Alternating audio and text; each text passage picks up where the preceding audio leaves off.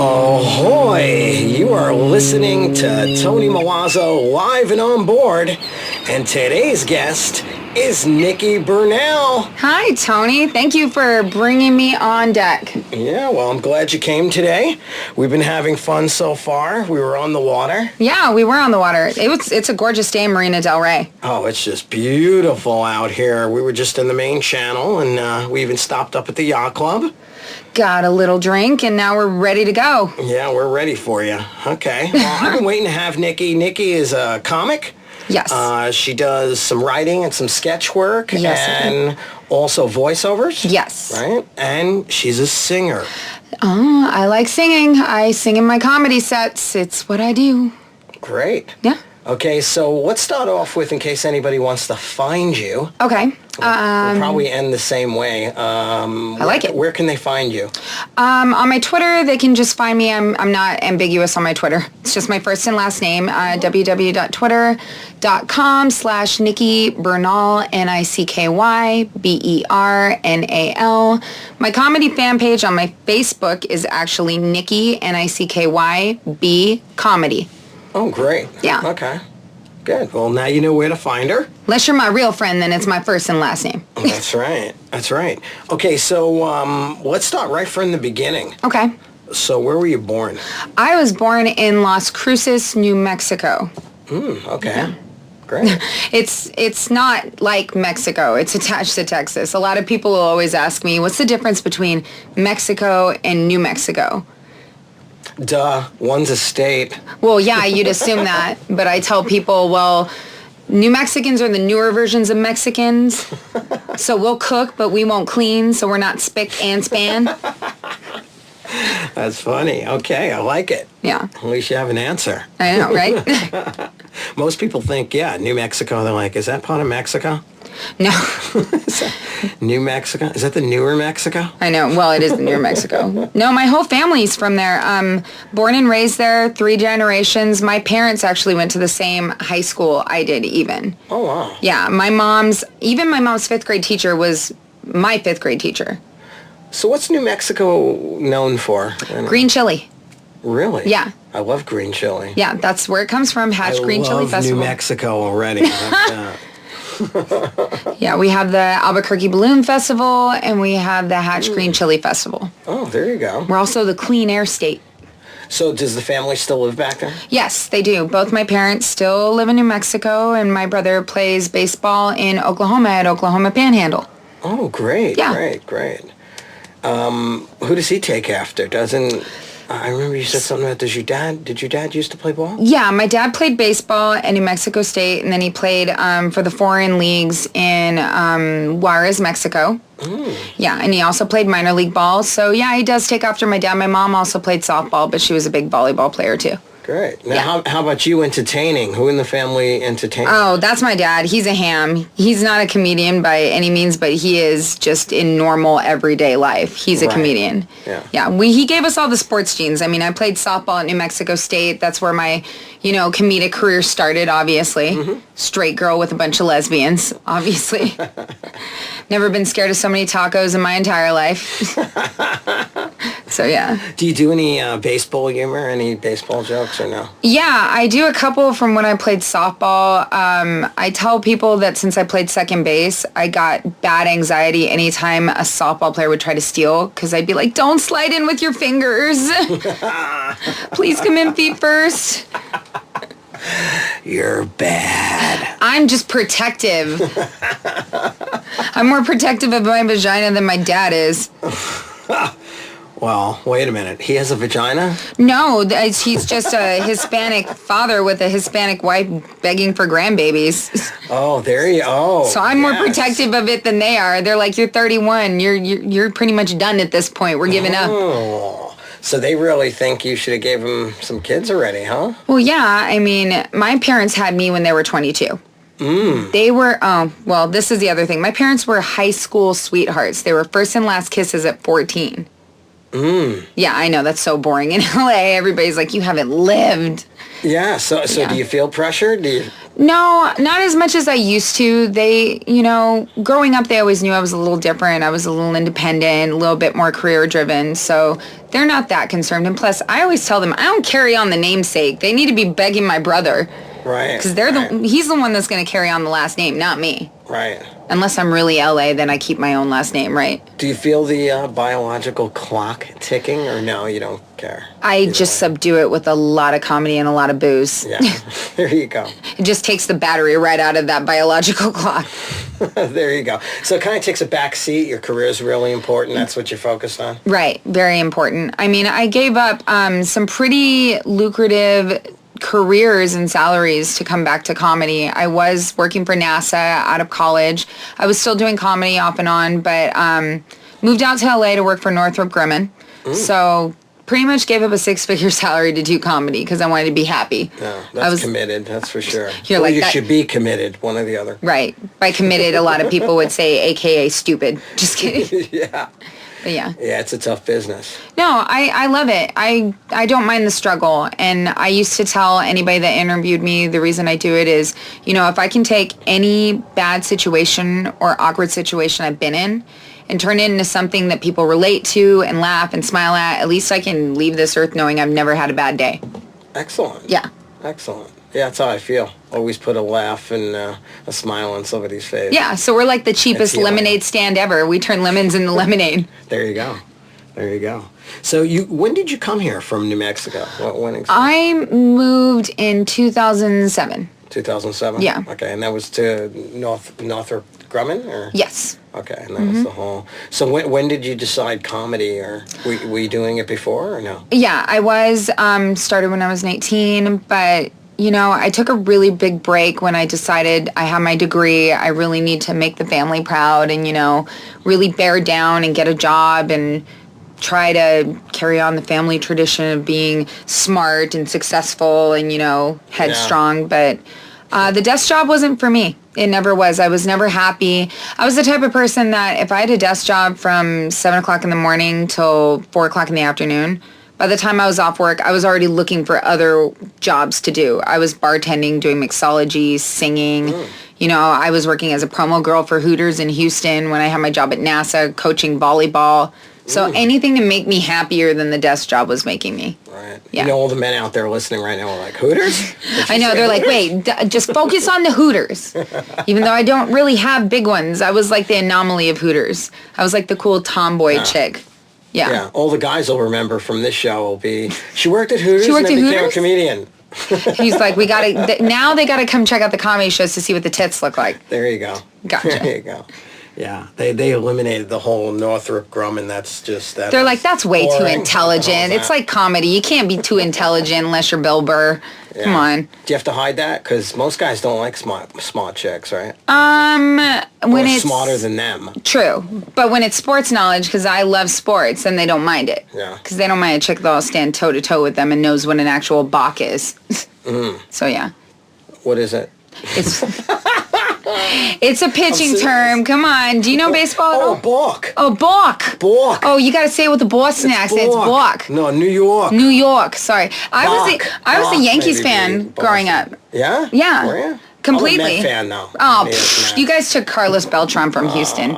Yankees, too much of a legend. You know what's going to happen. No, that wasn't the point. They usually win, or they lose and they spent all that money and lost anyway. But. True, I agree. But the reason I like the Yankees is I grew up like worshiping the ground Bernie Williams walked on. Oh, okay. He was a true farm club player. I mean, I saw him make a diving catch when I was 8 years old, and I looked at my dad and I said, I want to do that. And that's what got me to play outfield.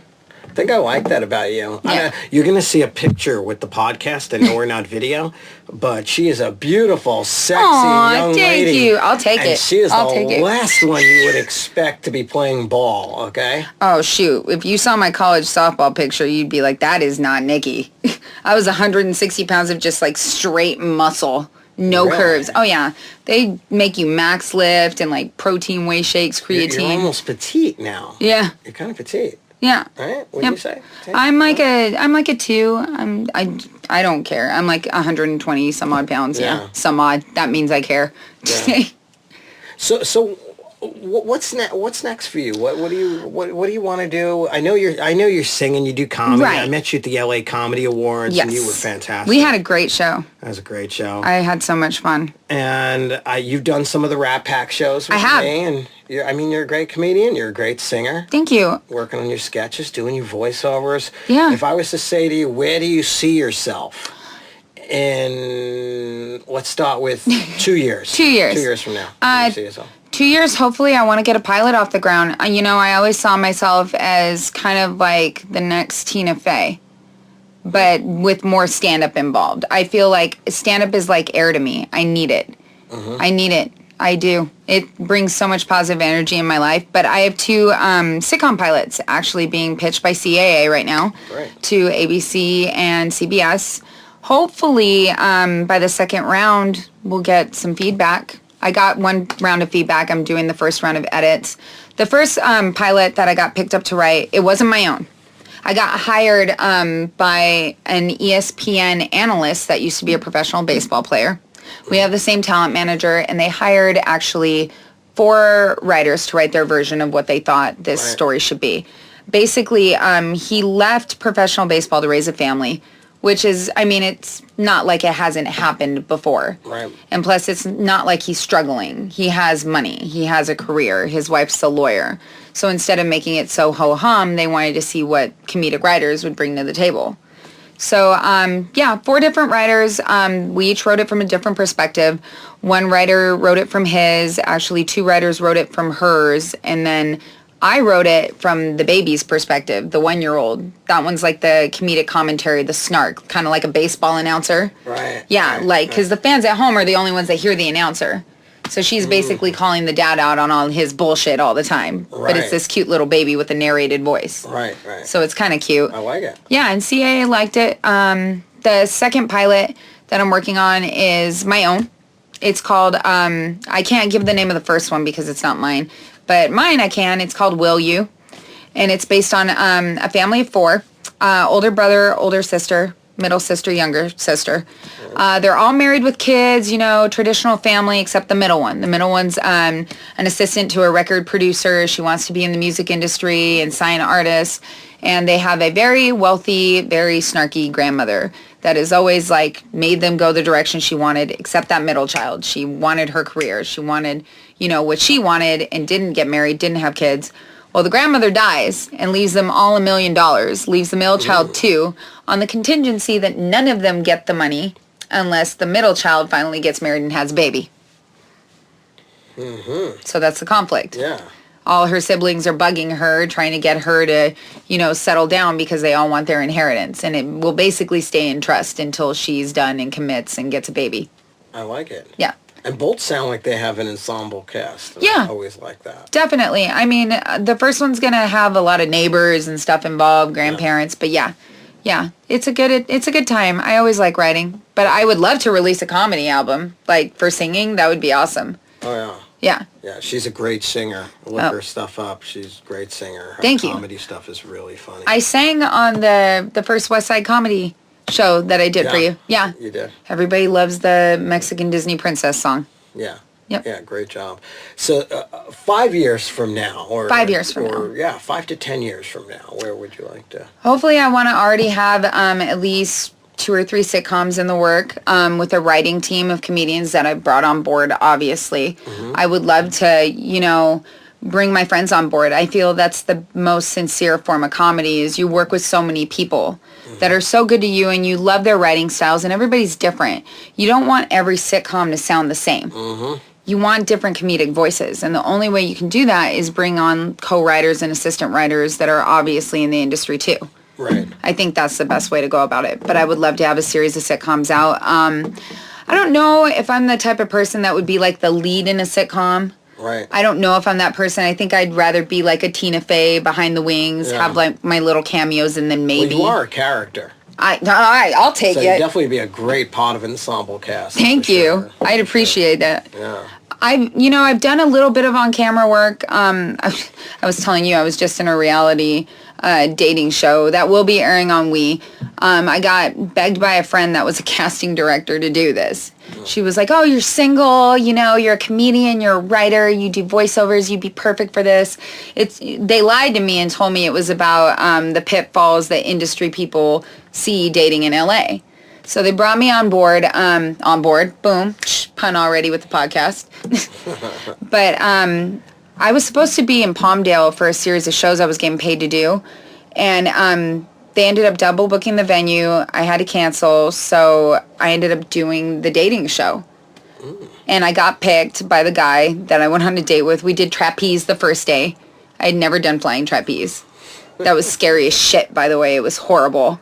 I didn't know I had a mild fear of heights until this happened. Right. But, so yeah, I went on the first day. Then they told me there's no guarantee that you'll do the whole week of filming. The guy's got to pick you.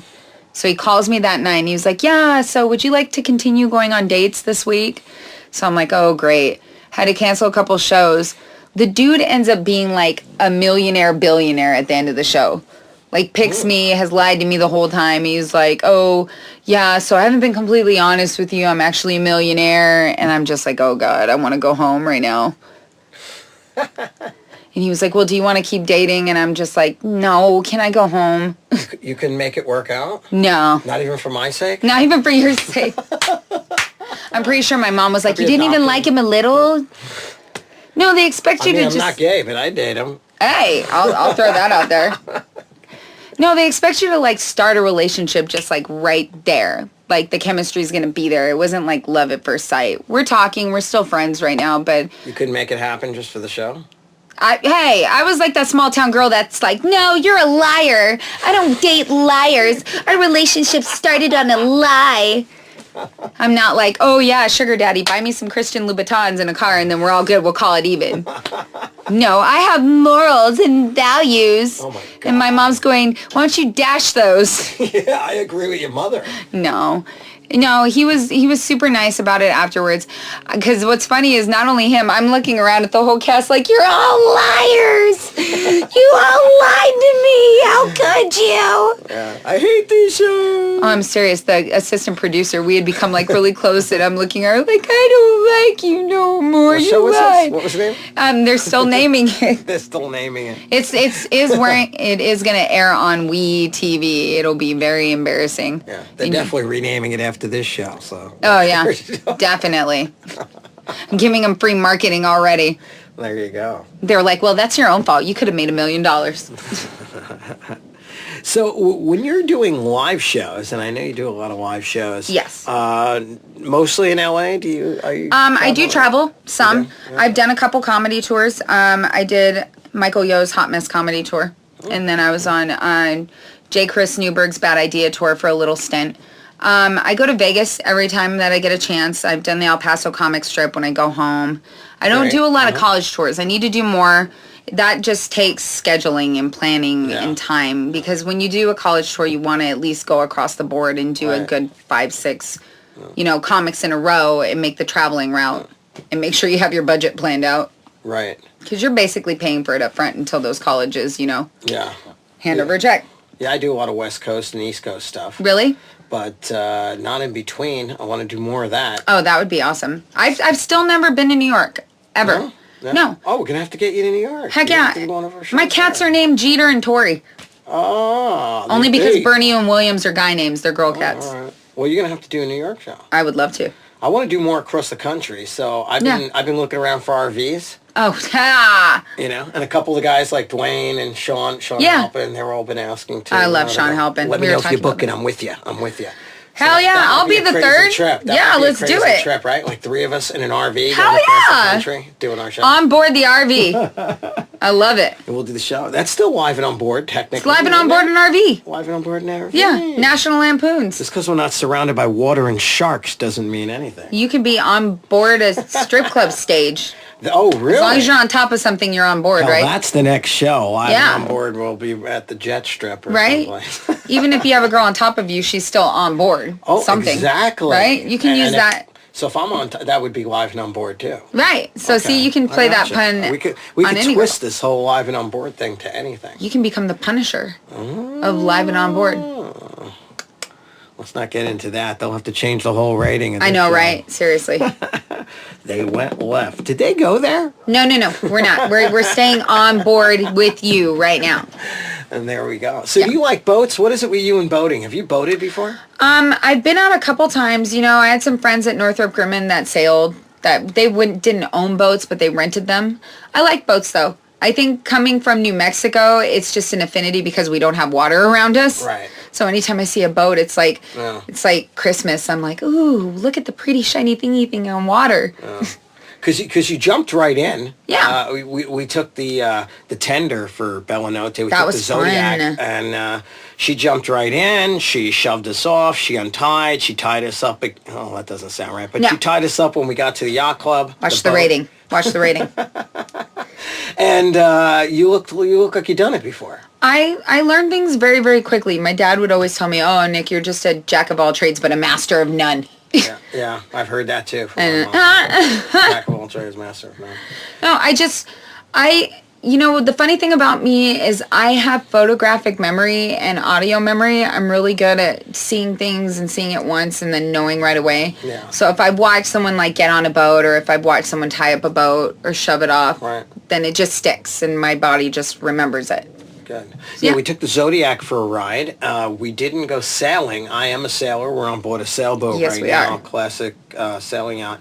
But how do you think of yourself? I mean, I know it's hard because you haven't. Have you done both? Have you sailed? I've been on a sailboat. Oh, you have. Mm-hmm. So what do you think? You think you're more of a power boater or a sailboat girl? No. I think I'm more of a finesse, a sailboater. Yeah. Okay. I like the ease and grace of it, and the fact that you actually have to have skill. Right. To sail a boat rather than an engine and gasoline in a tank. Right. And just bouncing off the waves, spilling your drink, getting there quickly. Yeah. There's no bonding. No, I like seeing my surroundings, not flying by it in a blur. So I think what she's trying to say is she is not a destination girl. She is a journey woman. I am a journey woman. All right. I'll sail to Catalina. That's where I sailed. I sailed with some friends to Catalina. Great. And that was fun. But I like things... 6-7 hours. Oh, yeah. About an hour and 10 minutes by powerboat. I don't care. I got a great tan in that 6-7 hours, so it was fine. Yeah. I bet you that's not the only thing you got. I bet you got a good buzz too. No, I got a good buzz. Yes, I did. I mean, we did have a plethora of booze on that boat, but yeah. Plenty of time to get to know each other. Exactly. Well, these are all friends of mine. Figure out how to operate the boat. Exactly. Well, they didn't let us steer anything. Only one of the guys on the boat had learned to sail. Okay. But he would make us when the girls were all laying on deck, and I guess when they switched the masts, and it when they tack, we tack. Jibe ho. Right. When they jibe. Yep. Yeah, he would tell us as soon as I say jibe, he's like, just stay down, don't pick up your heads because the mast is swinging full across. The boom. The boom. Yeah, the boom's coming across. Yep. You do know why we call it the boom too, right? No. That's the sound it makes when it hits you in the head. No. That makes sense then. Yeah, I know. I like things that take a little bit more research and finesse and learning. When I had a car, I didn't have an automatic. I learned in standard. You know, I drove a manual all through high school. I took my driver's test in manual. Yeah, guys, she pulled up in a Benz. Yeah, I know how to handle the stick. Just kidding. I did pull in a... That Benz is from a car accident that I was in. That was one of my settlement pieces, but it's not even a brand new one. It looks like really good. It's a 2005. Oh, looks sweet. Yeah. And you're so cute. She pulled up in that Thank you. car. I was like, woo! Who's the hottie in the Benz? In the Benz. No, I haven't made it yet, people. That is an accident settlement. I paid 10 grand just straight out, no car payment, just 2005. Oh, nice. Yeah, it only had 42,000 miles on it. Oh, nice. Grandma drove it on Sundays. It looks sweet. Yeah. Looks sweet. You look good in it. Cars get you from point A to point B. I'm not that girl that's got to have the cool car. So if the $10-20 million starts rolling in, you're not going to get a Ferrari or a Maserati? No. No. You not like that? I would probably still drive that or just get like a really nice Honda Accord. Yeah.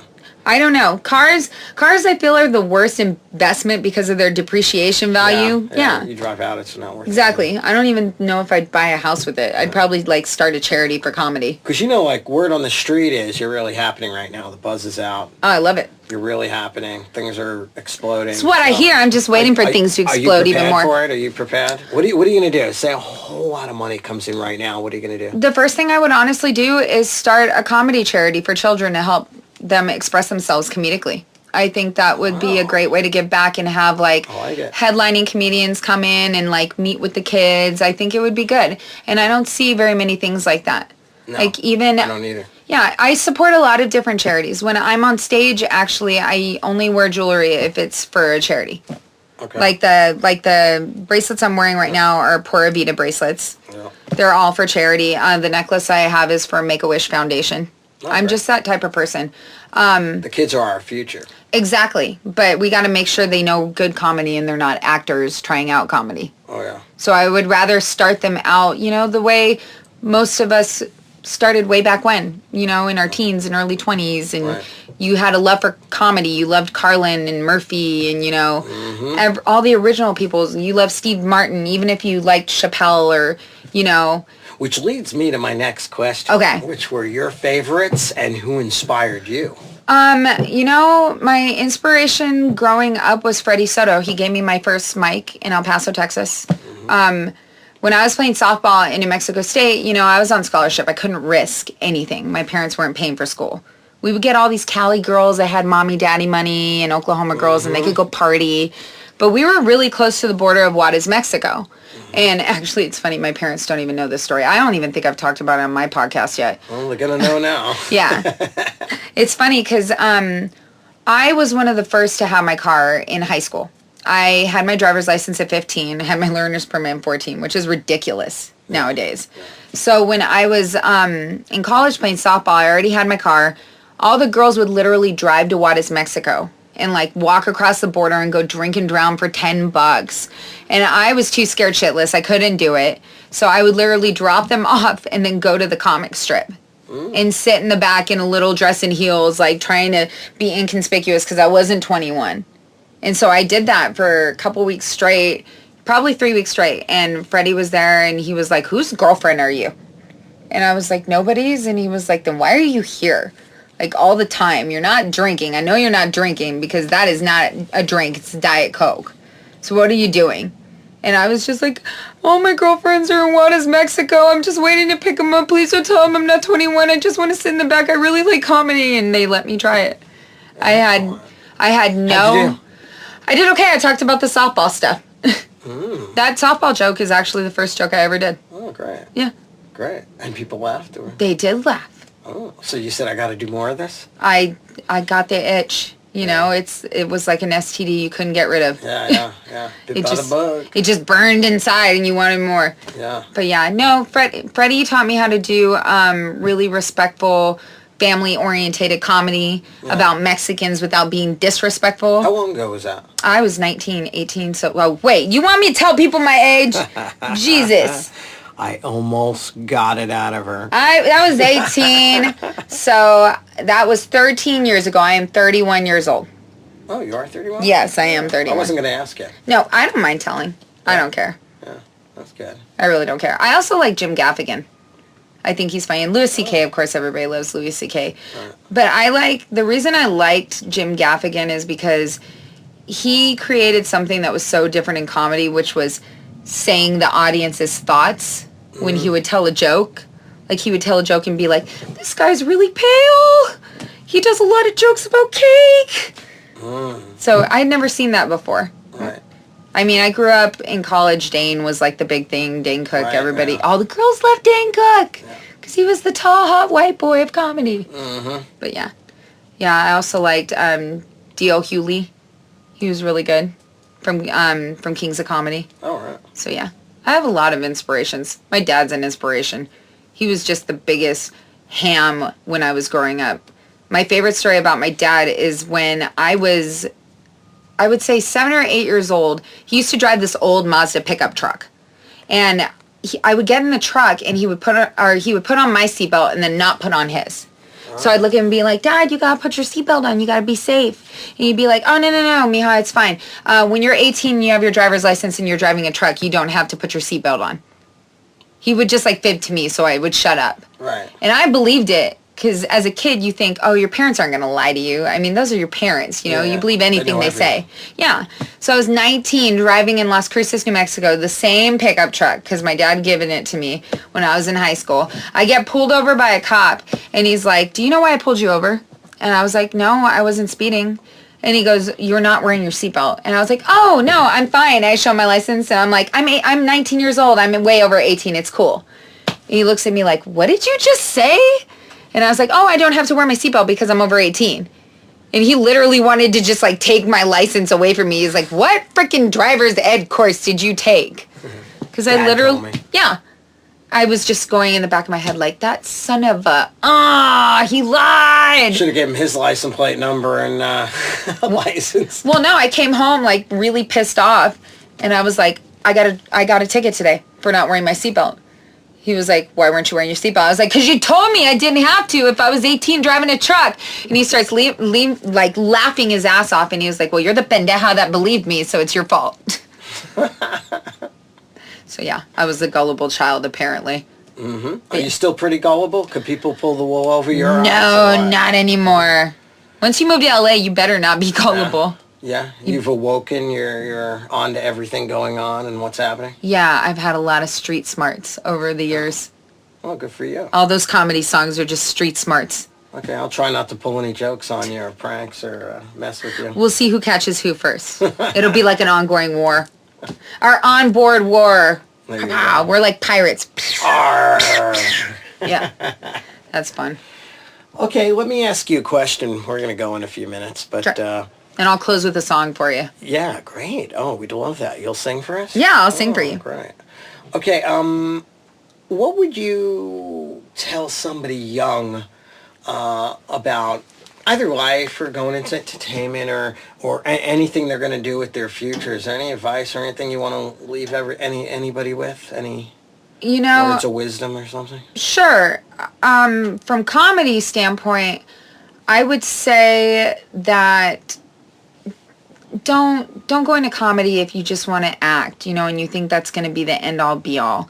If you're going to be a comedian and you're just going to like use it to get a sitcom, really have a love of comedy. If you want to act, that's great. You can do both together. I'm fully aware that there's so many people that can do both, but I hate nowadays that comedy is just so diluted with all these previous actors that just want it on the resume, so they'll come in and do bringer shows. That's where bringer shows really were invented, Right. By all these kids that didn't have any comedic background.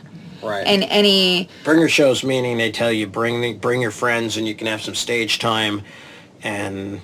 Yeah. Yeah, and they basically don't pay you. No. You're basically... Spend a certain amount of money, you get some stage time, and... They'll give you like 5 minutes or so, yeah. And so I would be asked to feature on these bringer shows, and I would see the kids, and they really, hadn't gone to open mics. They hadn't done anything. They hadn't put in the work. They just had a ton of friends, so they'd give them stage time, which is really tedious for, somebody in the industry that's been doing it. I've been in 8 years now, and it's tough watching all these kids, just think that if I bring all these friends, I'm doing a good job, because your friends are going to clap and, make you really hyped up, and they think... So the real truth is going in the middle of the Midwest. Exactly, or go to like a freaking bar show where the crowd's rowdy, and these kids don't know anything about like real crowd work and real adjustment to seeing a crowd, or...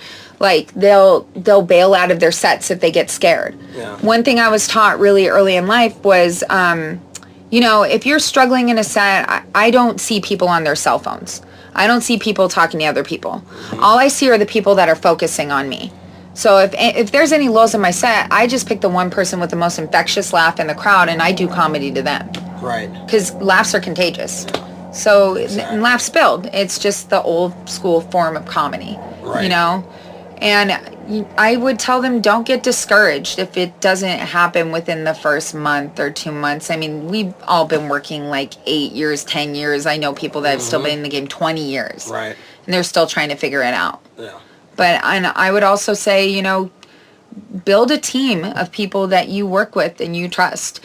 It doesn't have to be a click. I don't believe in clicks. I don't believe in comedy clicks. Right. I believe with being on time to comedy shows, not asking how much time you're doing, not asking where you are on a set list. It's basically having a passion for it. Right. You know, if you don't have a passion for it and love it and want to do it, it's going to just be a job then, and it's going to feel horrible, and that's what I already left, was a desk job. Exactly. Yeah, do something you love. Exactly. Yeah. So make sure you really, really love it if you're getting into comedy, because the rewards aren't high initially.